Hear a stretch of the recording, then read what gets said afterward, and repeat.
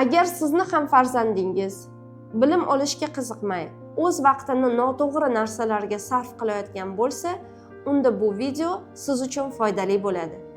Bu videoda ota-onalar maktab tanlashda yo'l qo'yadigan 5 ta xato haqida gaplashamiz.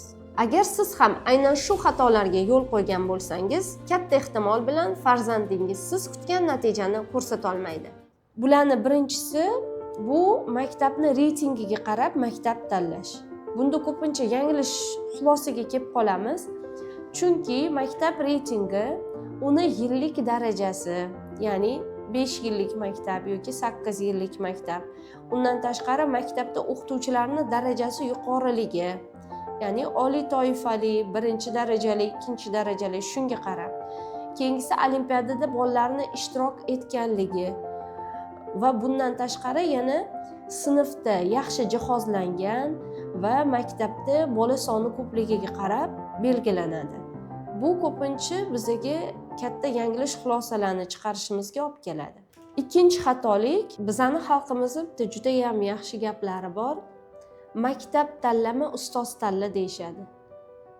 Maktab bu bizning farzandlarimizni katta hayotga boshlovchi, katta hayotga yo'llovchi poydevor hisoblanadi. Ustoz bo'lsa, uni yo'l boshchisidir. Ya'ni maktabga farzandingizni berayotganingizda albatta e'tibor qilishingiz kerak bo'lgan jihat bu siz qaysi ustozga uni olib borib beryapsiz, topshiryapsiz farzandingizni. Chunki farzandingizni ustozga topshirayotganingizda ustozning qadriyati, dunyoqarashi, ruhiy holati bu juda ham muhim. Uchinchi xato bu ko'r-ko'rona biror bir narsani eshitib, shunga ergashib bolasini berish. Bu nima? Hozir kunda IT maktablari trendga aylanib boryapti. Shunga ko'ra, mani bolam ITchi bo'ladi, dasturchi bo'ladi deb farzandini faqat shunga yo'naltirish. Ota-onalar farzandini biror bir maktabga berishdan oldin albatta o'zi ham o'rganib chiqish kerak. Ya'ni bu dastur o'zi qanaqa, nima buni yaxshi afzalliklari yoki kamchiliklari bor va hokazo. Yana undan tashqari o'ta qattiqqo'llik va o'ta erkinlikka diqqat qaratish. Ba'zi maktablarda juda ham erkinlik berilgan bo'ladi bolalarga. Lekin bu narsani ham o'ziga yarasha afzalliklari va kamchiliklari bor. Bu bo'yicha avval yaxshilab o'rganib, keyingina maktab tanlash kerak. 4-xato bu ko'r-ko'rona, aytaylik hozirgi kunda IT so'zi trend bo'lgan, ya'ni meni farzandim ITchi bo'ladi, dasturchi bo'ladi deb ITga yoki dasturlashga ixtisoslashgan maktablarga olib borib farzandini topshirish yoxud juda ham ko'p eshitamiz, ota-onalar meni bolam IELTS olsin, meni bolam ingliz tilini yaxshi bilsin, ingliz tilini o'qisa bo'ldi degan ko'p jumlalarni eshitamiz yoki fikrlarni eshitamiz. Shunga tayanib farzandini maktabga berayotganda ingliz tili chuqurlashtirilgan maktablarga berishni ixtiyor qilishadi. Bu juda ham katta xato hisoblanadi. Biz yuqorida aytdikki, maktab bu bizning farzandlarimizning poydevori dedik. Lekin hozir yanglish fikrlar bo'lyaptiki, farzandim ingliz tilini bilsin deymiz, lekin nima uchun ingliz tilini bilish kerak? Aytaylik, bizda biologiya, geografiya, huquq, fizika fanlari bor. Lekin hozirgi katta muammo bu bizani bolalarim shu fanni o'qisin deyishga unchalik e'tiborimiz yo'q. Hozir asosan ingliz tili o'qisin, ingliz tilini bilsin deyapmiz. To'g'ri, hozirgi paytda ingliz tilini o'rganish juda ham muhim. Chunki birinchi o'rinda eng yaxshi adabiyotlar bular rus va ingliz tilida bo'ladi. Ya'ni kim yaxshi bilim olmoqchi bo'lgan inson ingliz tili hamda rus tilini yaxshi bilsa, eng zamonaviy, eng mukammal adabiyotlarni, qo'llanmalarni ingliz tilida va rus tilida o'qiy oladi. Lekin bu degani bizni boshqa fanlarga e'tibor qaratishimiz kerak emas yoki shart emas degani emas. Farzandlarimiz IELTSdan 6, 7 olishlari mumkin, lekin oddiygina shu savollarga, ya'ni quyosh qanaqa aylanadi yoki deylik qancha materik bor degan savollarga javob bera olishmasa, bu qanchalik achinarli holat. Keyingi masala yana biz aytdik IT bo'yicha. Ko'pchilik hozir meni bolam ITchi bo'lsin deyapti yoki o'zi xohlaydi shu narsani yoki daromadni yaxshi keltiradi deb xohlashadi ITni o'qishini. Lekin bilishmayaptiki, o'zi farzandi rostdan ham shuni xohlaydimi yoki farzandini ruhiyati, farzandini temperamenti, farzandini istaklari shunga mosmi yoki uni qobiliyati shunga mosmi? Masalan, aytaylik, bitta o'quvchi matematikadan 5 baho olishi mumkin, lekin u geografiyani yaxshi o'zlashtira olmasligi mumkin. Yoki aksincha, kimdir tarixni zo'r bilishi mumkin, lekin matematikani uncha yaxshi o'zlashtira olmasligi mumkin. Bu degani u bola yaxshi bola emas yoki yaxshi bilimli bola emas deb ayta olmaymiz. Chunki hamma bolani ham 100% hamma fandan 5 olishi bu unchalik ham ko'p uchraydigan holat emas. Shuning uchun ham farzandingizni maktabga berayotganda u o'zi shu ITchi bo'lishga yoki dasturchi bo'lishga tayyormi yoki uni xohishlari, istaklari bormi buni yuzasidan? Yoki ingliz tilini u yaxshi o'zlashtira olmasa, bu aybmi degan narsalarni ham baribir ko'rib chiqish kerak.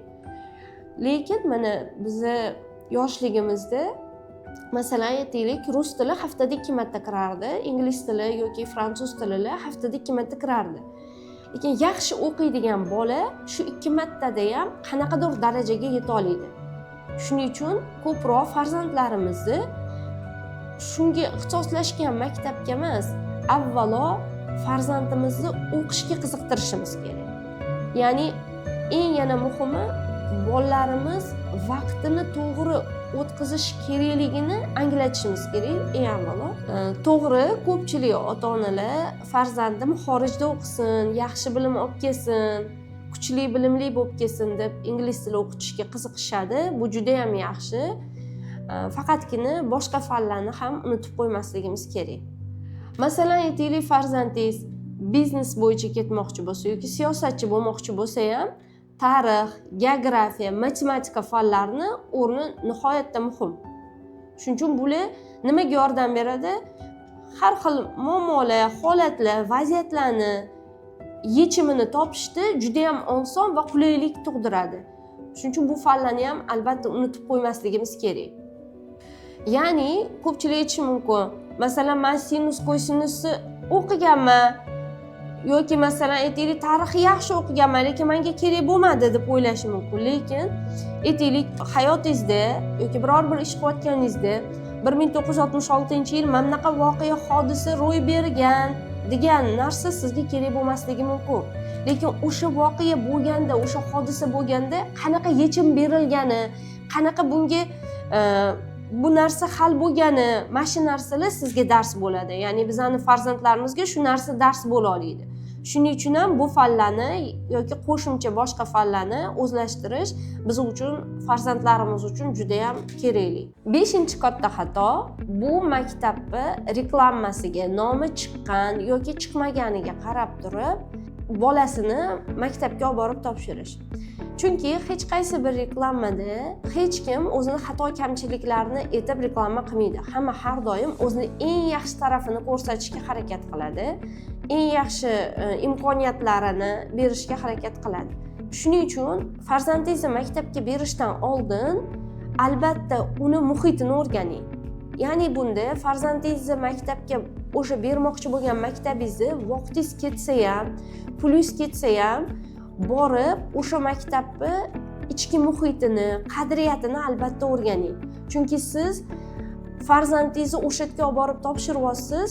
Farzandimizni juda ham katta umrini qismi bu maktabda o'tadi. Ya'ni bu yerda farzandingiz qanaqa ruhiyatda katta bo'ladi, qanaqa narsalarni ko'radi, qanaqa insonlar bilan muloqot qiladi, qanday ustozlardan, qaysi ustozlardan ta'lim oladi.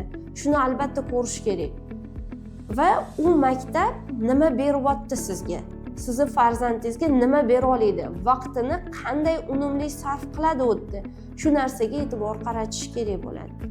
Maktabda tanlashda reklamaga emas, ko'proq u yoqqa kelib, ota-onalar bilan, o'sha yerda o'qiyotgan bolalar bilan, o'quvchilar bilan muloqot qilib ko'rish kerak. Ya'ni haqiqatda bu eng yaxshi yo'l bo'ladi maktab tanlashda, chunki u insonlar bu maktabda o'qib, uni holati, muhiti, berayotgan narsasi bu haqda aniq fikr bera olishadi. Ya'ni bu yerda hech qanaqa yolg'on yashiq bo'lmaydi. Ular bu yerda kelib nima ola olyapti, nima ola olmayapti, bular haqida aniq fikr bera oladi. Shuning uchun reklamaga qarab emas, asosan o'sha yerda o'qiyotgan o'quvchilar yoki o'sha yerga farzandini bergan ota-onalarga qarab turib tanlagan yaxshi.